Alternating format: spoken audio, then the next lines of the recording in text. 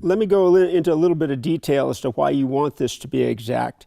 If this one, the upper limb and the lower limb, are not working together, one's going to basically fire before the other or pull the string forward. That can tip your arrow down, and we're after accuracy.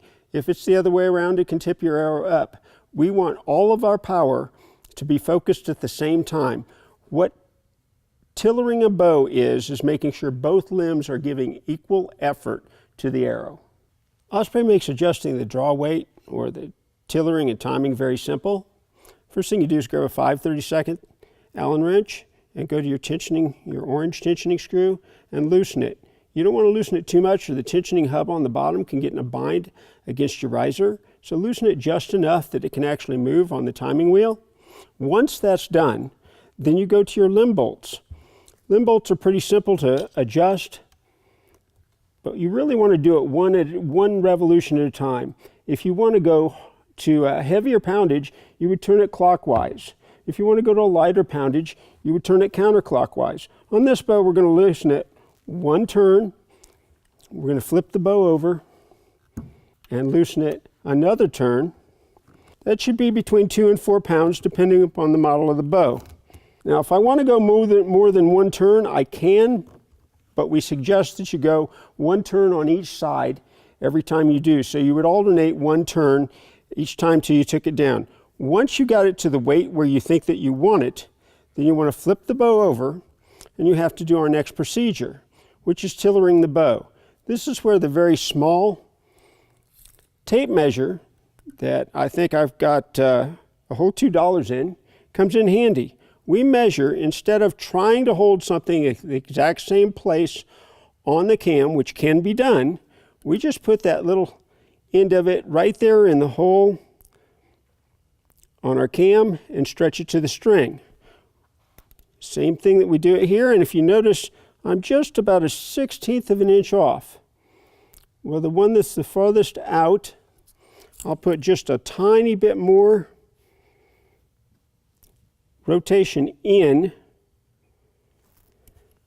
and what you're searching for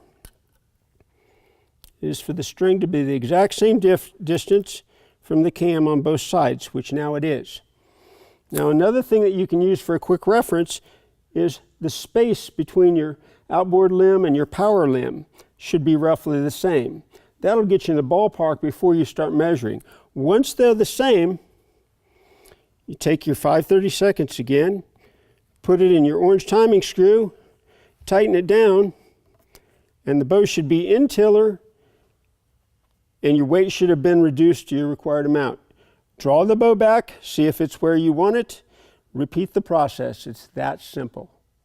Okay, so let's assume that I've checked it, and it's 5 2/3 of the width of the string on one side, and it's 5 is just off of the string on this side. I don't like that. I want it to be a little bit better. So again, I'm going to loosen my timing screw. Just enough. There it is. It's loose.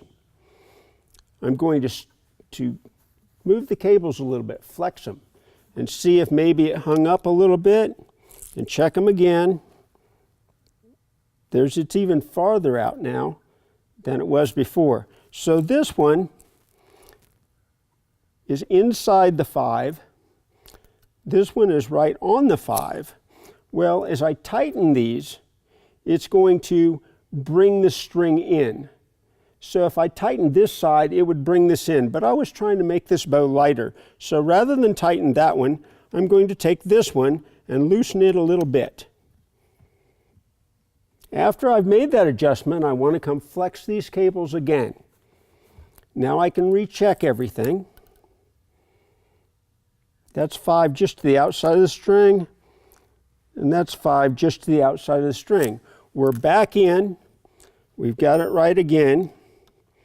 We tighten down our timing screw, draw the bow a couple of times, and then recheck it. Sometimes everything settles and it's off a little bit, but pretty good is not good enough for me, especially whenever I'm building a bow for you.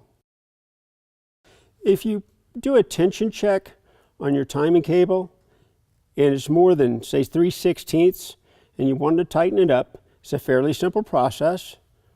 Move the bow over. You'll find on a right-hand bow, it'll be the lower wheel. On a left-hand bow, it would be the upper wheel. The set screw for that, you'll see on the riser side, a set screw and a take-up spool screw. And you use your smallest Allen wrench, 5/64, into the set screw, get a screwdriver into your take-up spool, loosen it up till the take-up spool moves evenly. Keeping the take-up spool flush with both surfaces, tighten it up, and then tighten up your set screw. Guys, you cannot tell how tight I'm making it. I don't want to strip it out, but you want to make it pretty snug. Take out your tools, turn it back over, and check and see. If your tension's correct, that's all you need to do to maintain that part of the system at this point.